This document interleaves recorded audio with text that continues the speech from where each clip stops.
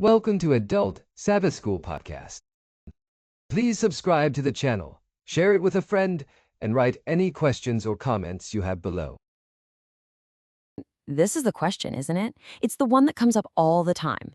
On one hand, you have a God of love, mercy, and compassion. And on the other, a God who commands armies. How in the world do you make those two things fit together? And look, the sources are really clear that the book of Joshua doesn't try to hide this. It puts God right at the center as the one who kicks off the conquest.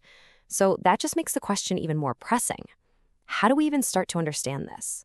So first up, let's just face this apparent contradiction head-on. Is what we're seeing here a god of war? Because, at first glance, that's exactly what it looks like. And here's where that tension just becomes impossible to ignore. Throughout the Bible, you get these descriptions of a loving, merciful God. But then you turn to Joshua and you see the conquest of Canaan, which the text says was carried out because he commanded it. It feels like two completely different beings. Now, to really dig into the explanation our sources offer, we have to do something kind of counterintuitive. We have to zoom out, way out. We need to reframe these earthly battles as just one small piece of a much, much bigger story, what's called the Great Cosmic Conflict. Okay, so what is this? Well, according to this framework, the story of humanity is actually just one battlefield in a war that spans the entire universe. A war that started way before us, with a rebellion in heaven against God himself. And in this massive drama, you've got some key players. Of course, you have God, the sovereign Lord. Then there's Lucifer, the most powerful angel who decided to rebel, and he took a bunch of other angels with him. And then there's us, humanity, kind of caught in the crossfire, but with the total freedom to choose a side. And this is the absolute key to understanding the whole argument. The idea is that the things we see happening on Earth, the wars, the struggles, like the conquest of Canaan, they aren't just about land or politics, they're physical flare-ups of this much bigger, invisible, spiritual war. So, with that huge cosmic battle as the backdrop, the sources argue something really interesting. That all this warfare, it actually was not God's original plan for his people. So what was? What was the ideal? This verse right here, this is presented as the blueprint. Think about it. Israel is trapped with the Red Sea in front and an army behind them. And the command isn't grab your swords, it's don't do anything, be still, I've got this. That was supposed to be the model. And here you can see the difference so clearly. The ideal, the Exodus model, was God does all the fighting. Israel just has to trust. But the reality, what happened in Canaan, was totally different. Israel had to pick up weapons and fight. So what on earth changed? The sources point to one specific turning point, one critical moment.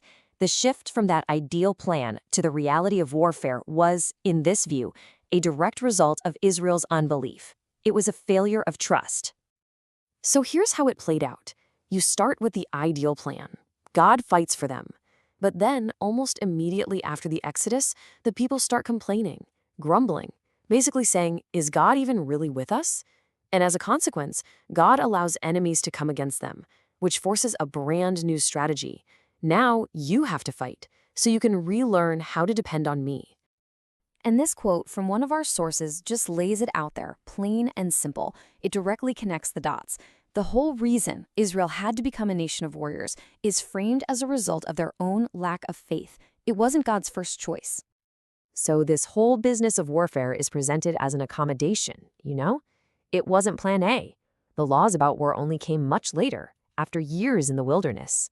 It's this idea that God meets people where they are, even if where they are is a place of fear and unbelief, far from the ideal. Okay, so let's tie this all together now. Let's go back to that huge cosmic conflict.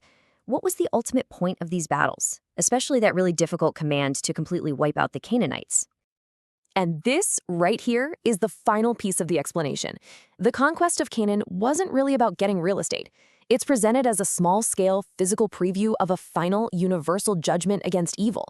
It was a live-action trailer for how the cosmic story ends. And from this perspective, the stakes were absolutely massive. This was about God's reputation in a universe watching a rebellion unfold. It was a powerful demonstration that evil has an expiration date. And it was a glimpse, a preview, of how that great cosmic conflict would finally be resolved once and for all. So, what this all boils down to is that these ancient wars aren't just some separate, weird historical events. They're seen as being completely woven into the fabric of that cosmic struggle. They're an early chapter in the exact same story that ends with a final judgment that will ultimately prove God's character of both love and justice. And this leaves us with a final, really powerful thought. When Joshua meets the commander of God's army, he asks the question we all ask: are you on our side or their side? And the answer he gets is just no, which changes everything. It suggests that maybe the real question isn't about trying to get God to join our team, but about making sure that we are on his. Thanks for watching. See you next time.